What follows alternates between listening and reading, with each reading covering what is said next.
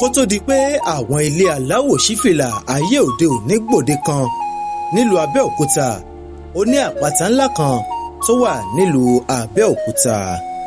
ẹ ǹlẹ́ o ẹ tún kó àkókò yìí o gbogbo olùgbọ́ wa pátápátá porogodo ọ̀dẹ òdùnbí ẹ já sáré múra wa rántí àwọn ìtàn tó ti pẹ́ nígbà láíláí lọ́dún 19 tó ti pẹ́ ńgbà yé àwọn bàbá wa nílùú Ẹ̀gbá Aláké. ǹjẹ́ yìí tiẹ̀ mọ ìtàn tó dìrọ̀ mọ́ bí wọ́n ṣe dá ìlú Abẹ́òkúta lẹ̀ gan? ẹ jẹ́ n sáré mú yín rántí ní belenja. ẹ má gbé kúrò ńbẹ̀ o, ìkànnì àgbà wàá búra bẹ́wẹ̀ òṣìọ́rí náà lẹ́wà. ààfin ìmọ̀ náà rèé níbi tá a ti jọ mọ bomi ọgbọ́n mu tá a sì mọ múra wá padà sáwọn nǹkan tó ti ṣẹlẹ̀ sẹ́yìn látẹ̀yìnwá rí tẹ́yìn ò tí ì láǹfààní àti mọ̀. This is memory lane. ẹ já wọnú tán kẹ́ ẹ lè bá gbádùn rẹ̀ dáadáa.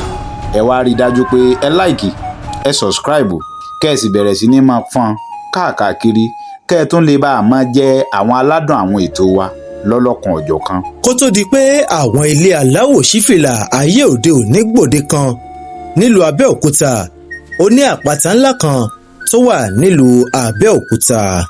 ẹ kú dédé àsìkò yìí ẹ sì tún káàbọ̀ sórí àkọ́tún ààfin ìmọ̀ fún tòní. ààfin ìmọ̀ fún tòní ni yóò máa dá lórí àpáta ti Olumo Rock. láyé ọdún 119 àwọn ará Ẹ̀gbá ló ní ọ̀pọ̀lọpọ̀ àdójúkọ ìjà ogun àti ìkónilẹ́rú. àwọn mọ̀lẹ́bí sá àsálà fẹ́mi ara wọn tí wọ́n sì ń wá ààbò ìlú wọn. ẹ̀yìn ọ̀rẹ̀yìn wọ́n ṣàwárí Abeokuta àpáta ńlá ti Olúmọ yìí. Olúmọ yìí ló túmọ̀ sí Ọlọ́run ti tán àwọn ìṣòro wa, eléyìí tó sì jẹ́ pé lóòótọ́ Ọlọ́run ló dìídì tán ìṣòro àwọn ará Ẹ̀gbá. àpáta yìí ló jẹ́ gẹ́gẹ́ bí ibi ààbò nítorí pé àwọn jagunjagun ló lè rí àwọn ọ̀tá bí wọ́n bá ń bọ̀ látòkè réré táwọn obìnrin àtàwọn ọmọ sì wà lábẹ́ ààbò tó péye lábẹ́ àpáta náà. àpáta yìí ló wá padà di ibi ìfarapamọ́sí àti ilé nígbà ewu.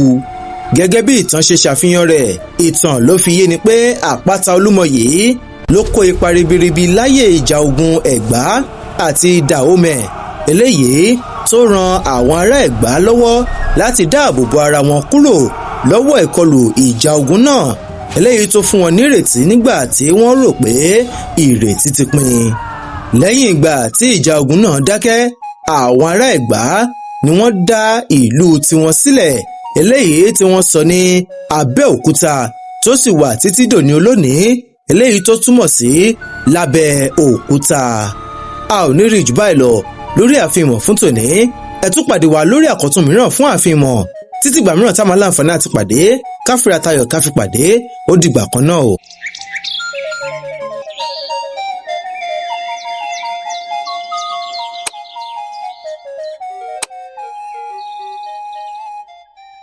Hello my people, na me be Yoruba. If you never subscribe to my YouTube channel Agbawabura Biewoseri, you are wrong. Make you go there now and subscribe. Thank you.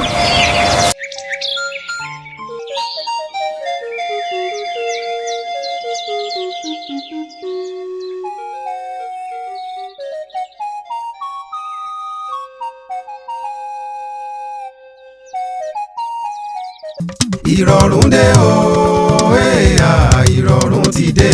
Caroline ló mú rọrùn tọ̀yìn wá o, ìrọ̀rùn ti dé.